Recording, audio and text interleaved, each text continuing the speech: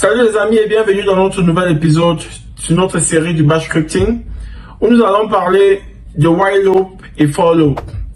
Ces notions pourront être très intéressantes pour vous en entreprise et nous allons la toucher à travers l'utilisation du while loop déjà dans un premier temps pour gérer le monitoring en termes de la présence des fichiers ou bien d'éléments particuliers dans un directoire. Et ensuite nous aurons un deuxième exemple avec le for loop où nous allons créer des utilisateurs de façon automatique, juste à une simple ligne de commande que nous allons entrer dans notre script en fonction des données que le for loop nous permet d'accomplir. Nous allons commencer sans plus tarder, mais je vais vous inviter une fois de plus à vous abonner et à laisser un pouce bleu. Cette série n'est qu'au début, et ce n'est que le début parmi les séries encore plus importantes qui viendront après, celle-ci sur le Bash Scripting, notamment celle que nous aurons sur Docker, Ansible, Terraform, Kubernetes et bien d'autres. Donc pour cela, je vais vous inviter une fois de plus à vous abonner si vous ne l'êtes pas encore et à laisser un pouce bleu à cette vidéo afin que plus de personnes puissent venir profiter des détails profonds que nous partageons sur tout ce qui est du Bash Scripting. Un skill très important en termes de skills qu'on retrouve sur les job descriptions des DevOps ingénieurs de nos jours. Donc, nous allons commencer. Donc, nous allons sans plus tarder commencer avec le while loop. Ok. Et concernant le while loop, j'ai créé un fichier en avance pour éviter qu'on perde assez de temps. Et nous allons simplement VI ce fichier et essayer de l'explorer. Ok. Donc, j'ai créé le fichier y.sh, ok. Donc, on va utiliser la commande vi qui est l'éditeur, qui est l'un des éditeurs par défaut sur Linux.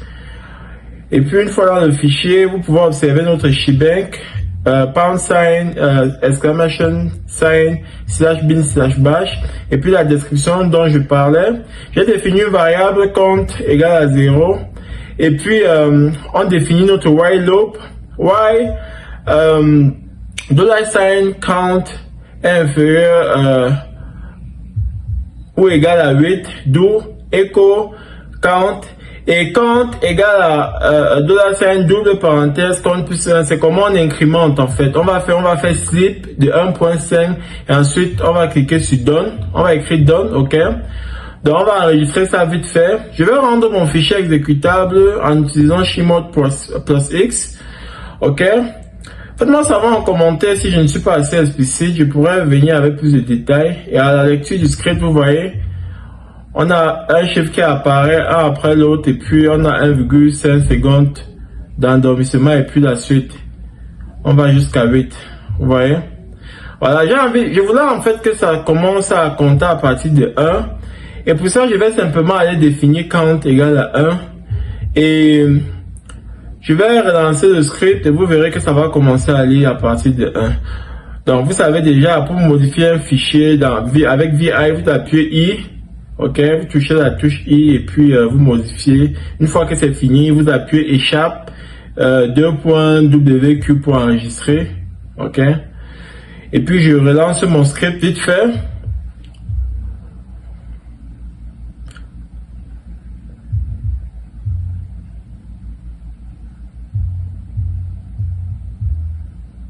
Vous voyez, là on commence à 1 jusqu'à la limite qui était prédéfinie.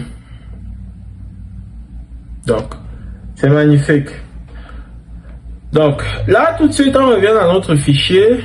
Là je vais essayer de checker en fait si le fichier nommé myhash.sh existe. Donc j'ai dit if y -f, c'est-à-dire cherche le fichier f, vérifie l'existence du fichier f dans le directory home qui se présente par le titre tel que vous voyez là. Donc je vais demander si ça existe, echo à $date, c'est-à-dire à la date si, ok, à la date $date, le fil existe, le dossier existe, et je vais faire slip 0,5, ok, done.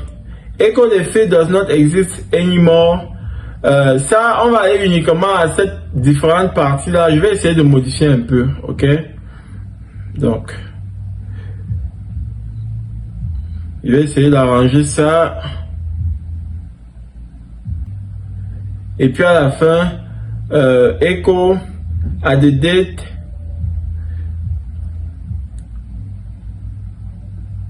Je vais utiliser encore $sign ici. $sign date. The file does not exist. Attends, il faut que je change ça.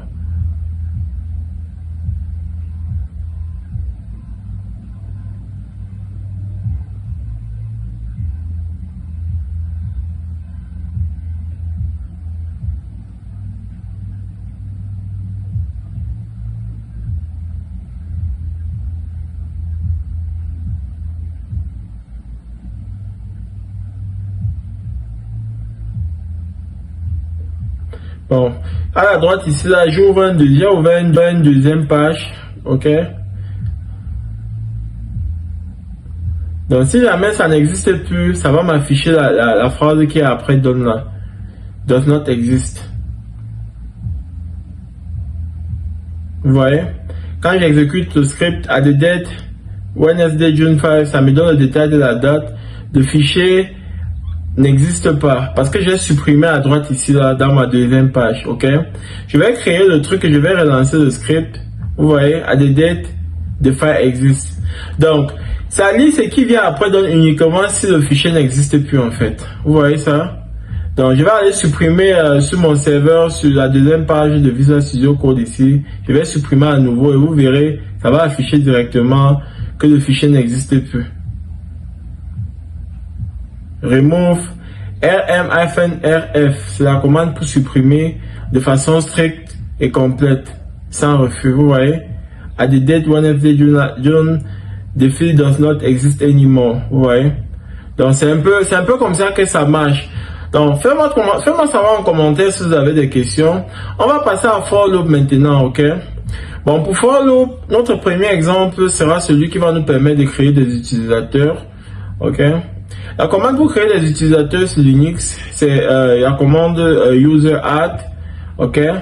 Donc j'ai ma petite description après mon shebang comme d'habitude. J'essaie d'aller un peu plus vite comme je vous ai promis aux épisodes précédents. Je vais faire maintenant for I in Yan twist F do.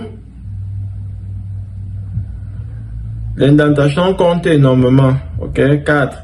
User add $sign I. Je vais demander que ça dorme quelques secondes. Ok. Chaque fois qu'un utilisateur est créé, que ça attende quelques secondes en utilisant sleep. Je vais faire echo.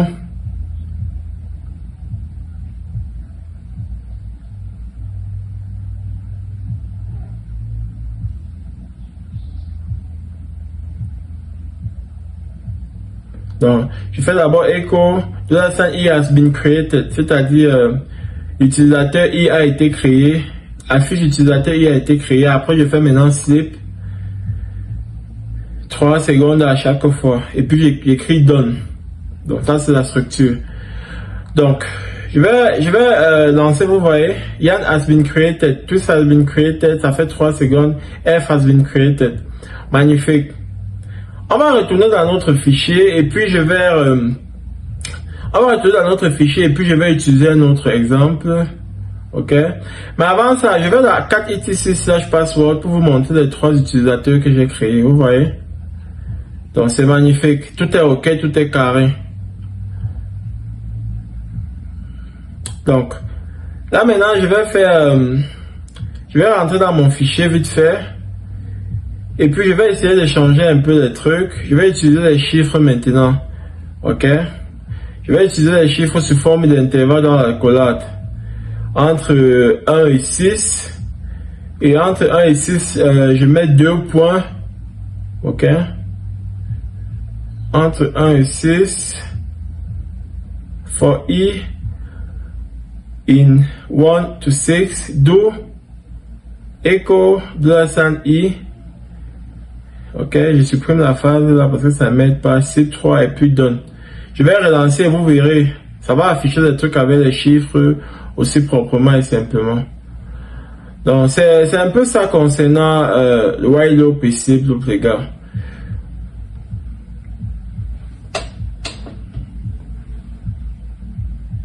Faites-moi savoir en commentaire si vous avez des questions.